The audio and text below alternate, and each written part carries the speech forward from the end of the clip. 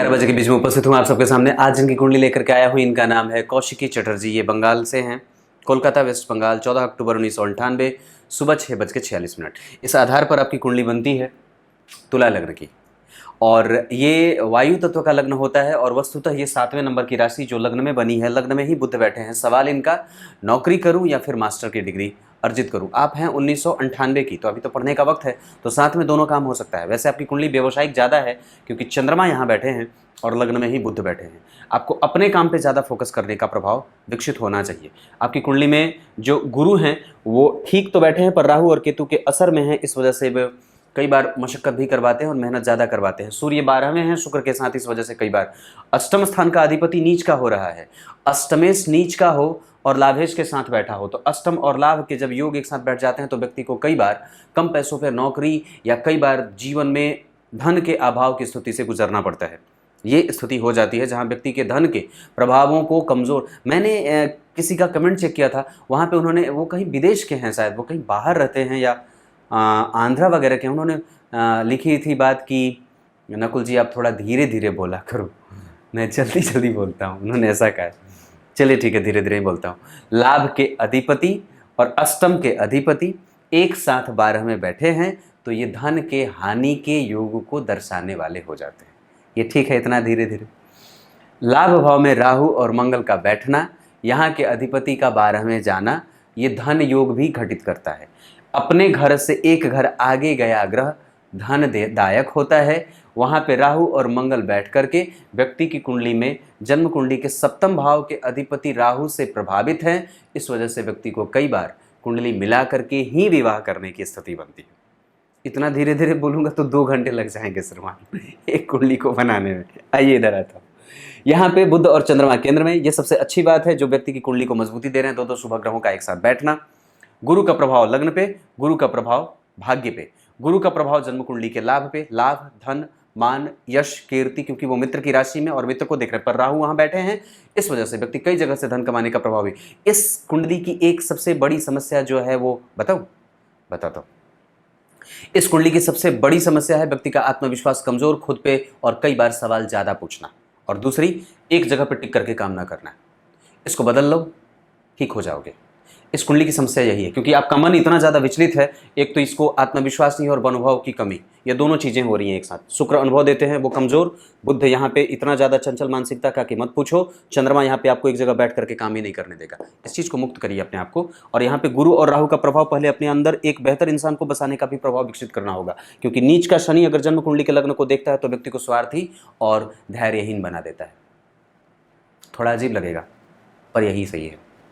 आगे बढ़ता हूँ, जन्म कुंडली के नवमांश चार्ट में आता हूँ। तो जन्म कुंडली में नवमांश चार्ट में मंगल और शुक्र एक साथ बैठे हैं, जहाँ मंगल नीच के हो रहे हैं 7वें भाव में, ये थोड़ा कमज़ोर होता है। और गुरु राहु वहीं पे बैठे हैं, वहाँ भी आपको अपने विवाह को बहुत ज़्यादा सावधानी से युक्त होकर के ही कदम बढ़ाने की आवश्यकता होगी। वस्तुतः आपकी कुंडली में 2 शुभ ग्रह केंद्र में अगर बैठे हैं, लग्न कुंडली में, नवमांश कुंडली में 3 घर खाली हो रहे हैं, लग्न, चतुर्थ और दशम, पर 7वें भाव में मंगल के साथ शुक्र बैठे हैं। लेकिन एक बात वहाँ पे ये है कि मंगल पुनर्वसु नक्षत्र में बैठे हैं, जिसका अधिपति गुरु जो है वो पंचम में बैठा है। तो एक स्थिति अच्छी बनती है, व्यक्ति का जीवन कभी भी दाम्पत्य को कमज़ोर नहीं होने देगा, उसमें वो साहस भर जाए। और नवमांश कुंडली के 3 भाव में जहाँ 12 नंबर लिखा है, वहाँ के अधिपति पंचम में बैठे हैं, तो कभी कभी मशक्कत और मेहनत भी ज़्यादा करनी पड़ती है। वैसे एक बात की बड़ी अच्छी दिख रही है कि जन्म कुंडली में केतु का वहाँ प्रभाव है, चंद्रमा नवमांश कुंडली में नीच के हो रहे हैं, यहाँ वो स्वग्रहित है। कर्म अपना, व्यवसाय अपना और काम न बदलने का प्रभाव, ये तीनों विकसित कर लीजिए। अपने आत्मविश्वास को बेहतर बनाइए, अनुभव इकट्ठा करिए। पहले शुरुआत में कहीं पे काम कर सकते हैं, पढ़ाने का क्षेत्र और पढ़ने का क्षेत्र भी आपकी कुंडली में खुला है, बैक ऑफिस का काम भी कर सकते हो और किसी के पर्सनल असिस्टेंट भी बन सकते हो। आपकी कुंडली में लग्न में बुध आपको चंचल मानसिकता का और नीच का शनि आपको धैर्यहीन और साथ ही साथ आपको एक जगह पे पूरे तरीके से तन्मयता के साथ काम ना करने वाला इंसान बना देता है। इस चीज़ से अपने आप को पहले मुक्त करना होगा। गुरु का प्रभाव लग्न पे है, वो बुध के साथ देखने के कारण व्यक्ति के अंदर बुद्धिमानी का भाव भी जागृत करते हैं। आप हो बुद्धिमान, पर दरअसल आपको अपने ही ज्ञान पे भरोसा नहीं है। वो इसलिए क्योंकि आपकी कुंडली में बुध और सूर्य और शुक्र दोनों 12 में हैं।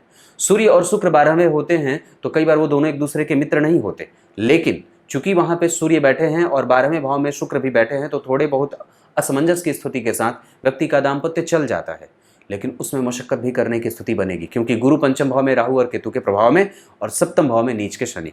शनि का सप्तम भाव में नीच का बैठना खराब नहीं होगा, क्योंकि वहां का अधिपति अगर राहु से प्रभावित हो रहा है तो निस्संदेह थोड़ी सी समस्या जरूर खड़ा कर सकता है। वापस वो भाव राहु और शनि के प्रभाव में होने से ससुराल अच्छा मिलता है, दाम्पत्य अच्छा बीतता है, पर कई बार उसमें कष्ट की स्थिति भी बनती है। अगर वो नीच के नहीं होते तो और भी ठीक होती बात। एक बात और बता दूं, मैं इस कुंडली को व्यवसायिक ज़्यादा समझता हूँ, व्यवसाय ज़्यादा करना चाहिए, और कई बार व्यक्ति को खर्च की स्थिति ज़्यादा रहती है जीवन में, क्योंकि लग्न के अधिपति 12वें हैं और लाभ के अधिपति के साथ। तो लग्न और लाभ के अधिपति 12वें जाकर के जन्म कुंडली में थोड़ी सी कमजोरी धन के मामले में भी ज़्यादा दिखा रहे हैं। धन भाव के अधिपति मंगल का जन्म कुंडली में राहु के साथ जाकर के वापस अपने उसी धन को देखना, व्यक्ति धन कमाने के लिए आशावान है, प्रयास और प्रयत्न करने वाला है, कभी भी धन को कमाने के लिए किसी भी स्थिति तक जाकर के अपने आप को प्रभावित कर सकता है और उससे धन कमाने की स्थिति में आ जाता है, और उसके पास धन आते भी हैं। पर हाँ, उलट स्थिति ये हो जाती है कि व्यक्ति के पास धन बचता नहीं है और सारा का सारा खत्म हो जाता है। इस स्थिति से व्यक्ति को निपटने के लिए सबसे पहले खुद को अपने अनुभव से अपने आप को मजबूत करिए और दिमाग में ये रखिए कि मुझे मेरा खुद का काम करना है। अगर ये सोच लेकर के आगे चलेंगे तो निस्संदेह आपकी कुंडली में भाग्य का अधिपति बुध बल दे देगा, वो बड़ा अच्छा होता है, और चंद्रमा भी। आप अगर खुद का काम करोगे तो सबसे ज़्यादा अच्छा होगा, और जब तक आप अपना काम नहीं करोगे तब तक आपको शांति भी नहीं मिलेगी। नमस्कार।